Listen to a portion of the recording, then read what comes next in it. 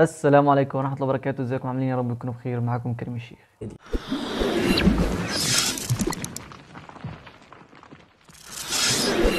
كتير من الشباب الصغير عندهم ملكة جمال الصوت وعايزين يسجلوا صوتهم وينزلوه على مواقع التواصل الاجتماعي، فبيقابلهم في الأول كده عقبات كتير، زي مثلا ازاي بأقل إمكانيات يسجل صوته في البيت ويضيف عليها المؤثرات الصوتية بطريقة احترافية وينزله على مواقع التواصل الاجتماعي، زي الناس اللي بتروح تسجل في استوديوهات. فانا من واقع خبرتي في المجال من 2018 وانا شغال في المجال، جربت طرق كتير قوي ان انا اسجل بها صوتي. طرق لسه بدائيه للناس اللي مش معاها غير موبايل، طرق بقى احدث شويه ناس معاها موبايل ولاب، طرق احدث شويه ناس معاها مايك وتليفون ولاب. فشويه بشويه الواحد بيتطور في التسجيل. فجربت طرق كتير قوي ان انا اسجل بيها صوتي واضيف المؤثرات الصوتيه على الصوت، بحيث ان الصوت ما يكونش اوفر قوي في المؤثرات، وانه اي حد يسمعه يحب يسمعه مره واثنين وثلاثه بعد كده. فانا قررت ان انا اساعدكم ان انتوا تتخطوا كل العقبات اللي انا مريت بيها دي. اولا، مش اي حد ينفع يسجل القران، لان القران محتاج منك ان انت تكون متقنه ومتقن احكام التجويد ومتقن كمان مخارج الحروف. اهم حاجه تكون متقنها 100%. فلو انت لسه ما اتعلمتش احكام التجويد، حاول ان انت تتعلمها. مثلا تجيب فيديوهات من على اليوتيوب وتسمعها وتتعلمها، او مثلا تروح لشيخ متقن في بلدك وتحاول تتعلمها منه. تاني حاجة هتحتاجها هي المعدات اللي انت هتسجل بيها. عشان تجيب حاجة كويسة تطلع لك كواليتي عالية في الصوت وان انت تظبط صوتك زي الاستوديوهات، هتحتاج مبلغ ما يقلش عن 10,000 جنيه. ده طبعا غير الكمبيوتر اللي انت هتستخدمه والتليفون اللي انت هتستخدمه في التصوير. فلو انت معاك المبلغ ده وعايز تشتري الادوات دي، استنى هقولك عليها، بس بعد ما اقول الادوات البسيطة اللي انت هتستخدمها، وان شاء الله مش هتكلفك جنيه واحد. للناس اللي مش هتعرف تجيب الادوات الاحترافية دي، اسمع الفيديو ده الاول. أفلا ينظرون إلى الإبل كيف خلقت وإلى السماء كيف رفعت وإلى الجبال كيف نصبت وإلى الأرض كيف سطحت فذكر إنما مذكر. ايه رأيك؟ تحس ان هو متسجل في استوديو صح؟ طيب يا غالي، ايه بقى اللي انا مستخدمه علشان اطلع الصوت بالطريقة اللي انت شايفها دي؟ شايف التليفون اللي انت ماسكه ده وبتتفرج عليه منه؟ اهو ده اللي انا بسجل بيه. كل اللي انا بعمله بمسك التليفون وافتح المسجل وابدا اسجل الصوت، بس بحط التليفون في مكان يعني ما يكونش قريب من بقي، عشان مثلا الحروف اللي فيها هوا بيطلع زي الفاء مثلا ما يخبطش في التليفون فيأثر في الصوت. فانت تحطه على مكان قريب منك كده، بس ما يكونش بعيد قوي ولا قريب قوي، علشان الصوت يطلع كويس. بعد ما بخلص تسجيل الصوت، باخد الصوت من على التليفون احطه على اللابتوب او على الكمبيوتر على حسب اللي معاك، وببدا ان انا احط الصوت على برنامج صوت، اي برنامج صوت انت هتستخدمه. بس برشح لكم برنامج اسمه FL Studio. البرنامج ده انت ممكن تنزله مجاني من على الموقع، وبرضه ممكن تشتريه، بس انت عشان لسه في البدايه فهتنزله مجاني. بس اللي انت بتنزله مجاني ده محتاج شويه تريكات كده عشان تظبط الصوت عليه وتحفظ الصوت منه.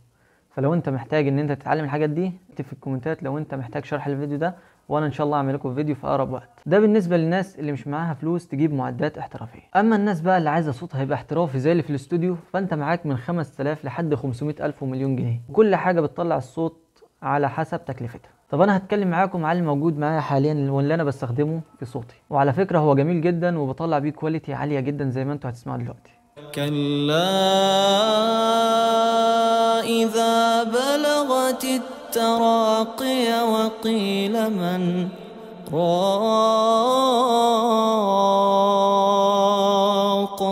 وظن أنه الفراق وظن أنه الفراق والتفت الساق بالساق إلى ربك يومئذ المساق فلا صدق ولا صلى ولكن كذب وتولى ثم ذهب إلى أهله يتمطى أولى لك فأولى ثم أولى لك فأولى أيحسب الإنسان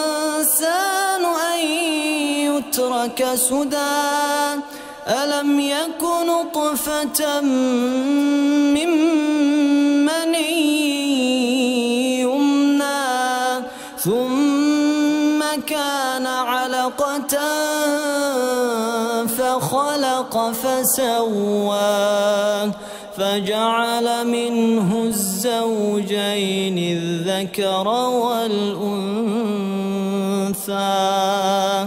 أليس ذلك بقادر على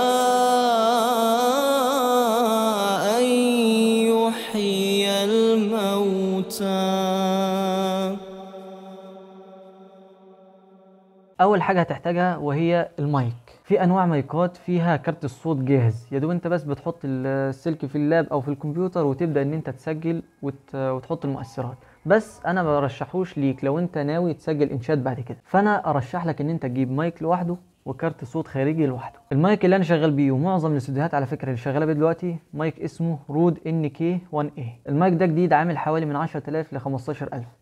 انا عشان لسه برضه في البدايه وكده فحاولت ان انا اجيبه مستعمل. دخلت على المتجر على الفيس ودخلت على امازون ودخلت على نون لحد ما لقيت سعر حنين فيه وجبته ب 7000 جنيه وشغال معايا زي الفل الحمد لله. وطبعا المايك عشان تجيبه محتاج حامل. الحامل ده عامل في حدود حوالي 450 جنيه. انا جايب واحد كويس يعني الكواليتي بتاعته كويسه عامله 450 جنيه. وطبعا برضو المايك محتاج كارت الصوت الخارجي. في انواع كتير قوي لكارت الصوت، بس معظم برضو اللي بيستخدموا الاستوديوهات واللي انا بستخدمه نوع اسمه فوكس رايت.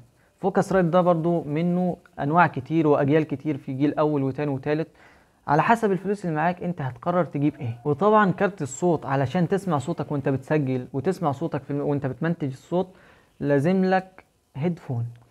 الهيدفون الاحترافي طبعا مش اقل من 2000 جنيه عشان تجيب هيدفون. فانا الفلوس اثرت معايا فانا جبت الهيدفون البسيط ده عامل 350 جنيه بس كويس ماشي معايا لحد ما ربنا يكرمني كده واجيب ايه الاحترافي. الهيدفون اللي انا ناوي اجيبه ان شاء الله يا اما AKG يا اما نوع اسمه سامسونج. وطبعا برنامج الصوت اللي انا ارشحه لك هو FL Studio. لو انت معاك فلوس ان انت تنزله ب $300 وب $500 بتهيألي على الموقع.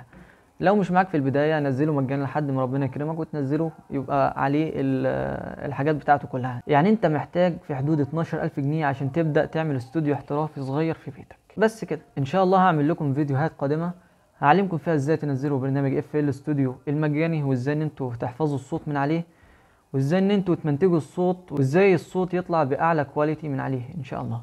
كل اللي عليكم انتوا بس تعملوا اشتراك في القناه عشان لما انزل فيديو يوصلكم، وتدوسوا لايك عشان الفيديو يوصل لاكبر عدد ممكن. والسلام عليكم ورحمه الله.